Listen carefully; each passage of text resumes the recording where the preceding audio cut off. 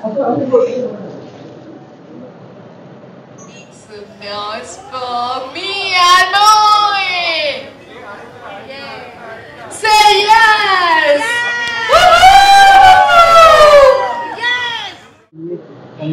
খুব ভালো লাগছে। আর মানে আমরা আবার হিস্ট্রিটাকে রিপিট করার চেষ্টা করেছি থ্রু ফটোগ্রাফ। তো আমি চারুলতার ক্যারেক্টার সেজে ছবি আছে আমার, দেখে জানিও কেমন লাগলো। আর ওই আইকনিক ক্যারেক্টার্সের লুকে আবার সেইভাবে রিপ্রেজেন্ট করা খুবই, মানে কি বলবো, এক্সাইটিং অ্যান্ড ইন্টারেস্টিং। কারণ এখন তো ওই লুকে আমরা কাউকে সেইভাবে পাই না। এখন আমাদের লুক সবার চেঞ্জ হয়ে গেছে through time. So iconic character by artist, তো খুব ভালো লাগছে। হ্যাঁ, দেখো মানে ওই লুকে তো আর আসতে পারবো না, তো বাট আমার করে খুব ভালো লেগেছে। কারণ ওই রকম লুক আমি যেটা বললাম যে সচরাচর এখন সেইভাবে সাজা হয় না, বাট সেই হিস্ট্রির সেই ক্যারেক্টার্সগুলো আমরা আবার সেভাবে প্রেজেন্ট করছি।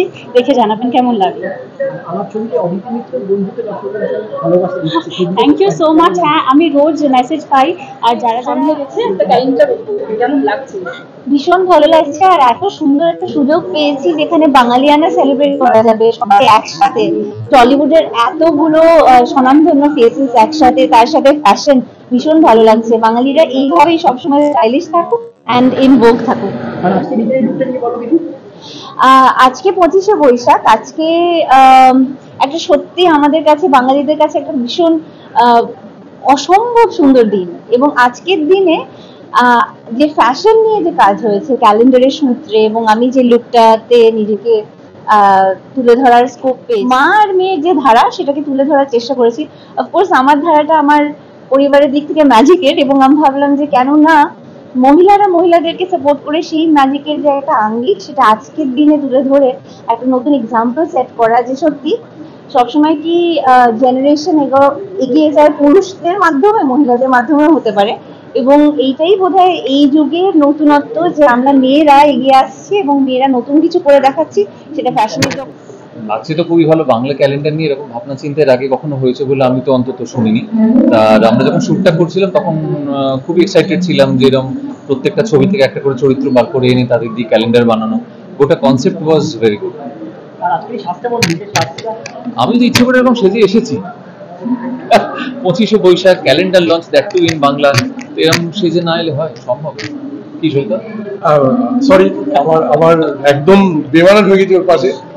আমার হুলিয়ার জন্য আবারও কি চিনতে পারছেন, আমি একটা বিশেষ কাজের জন্য এই লুকটা রেখেছি। তো ভাস্করকে দেখে আর ভাস্করের পরে আর ভাষণের পরে কেউ অন্যদিকে তাকাবে না। এত সুন্দর লাগছে ওকে, এমনি এত সুন্দর দেখতে, কিন্তু দারুণ। আমি একটা এখানে ক্যালেন্ডার একটা ক্যারেক্টার করেছি ফেলুদার, তো সেটা লুকটা একদমই অন্যরকম ছিল, আপনারা দেখতে পাবেন। এবং খুবই এক্সাইটেড সেটাকে ফাইনালি দেখার জন্য, এবং আমরা দারুণ এনজয় করেছি শ্যুটটা করার সময়। তো থ্যাংক ইউ সো মাচ। ভালো লাগছে।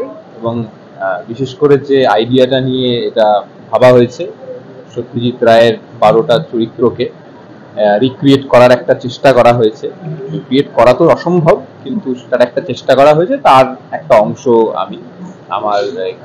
আমি এখানে একটা ঘরে বাইরের একটা চরিত্রের করছি।